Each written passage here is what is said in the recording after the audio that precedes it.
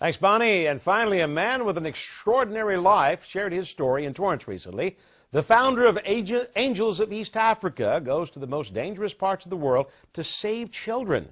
But as reporter Shanine Cayetano explains, this dangerous mission actually helped save his own life.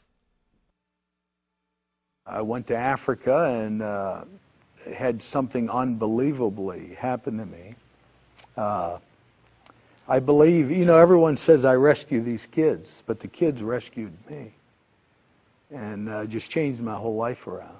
Sam Childers' life was in dire need of change. He was a ruthless drug dealer and user for years. At the time, he did not value his own life. I don't have a problem with dying, but, when you're dying for no cause, that I have a problem with. That's when Childers discovered his faith. He cleaned up and became a reverend. In 1998, he went on a medical missionary trip to war-torn regions in Africa. The violence happening in South Sudan left Childers with haunting memories. While he tried to leave his personal hell behind, he found hell on earth and discovered a cause he is willing to die for. I seen a body of a small child that stepped on a landmine. And I remember I stood over that body and I said, God, I'll do whatever I can to help these kids. Childers joined the Christian military group, Sudan's People Liberation Army, also known as SPLA. The group-turned-political party fought against the Sudanese government, who funds the genocide of other ethnic groups. You tell them other people will come and leave Sudan, but I am here until this war is finished. This paved the way for his unwavering commitment to South Sudan and Uganda. And while fighting for the safety of the Sudanese, he started helping children separated from their families during the war. We ended up finding their family. Maybe their dad was dead, maybe their mother was dead, but we found family members to place them back in their home.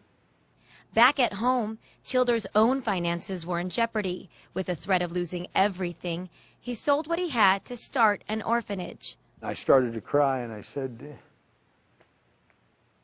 they can have the house.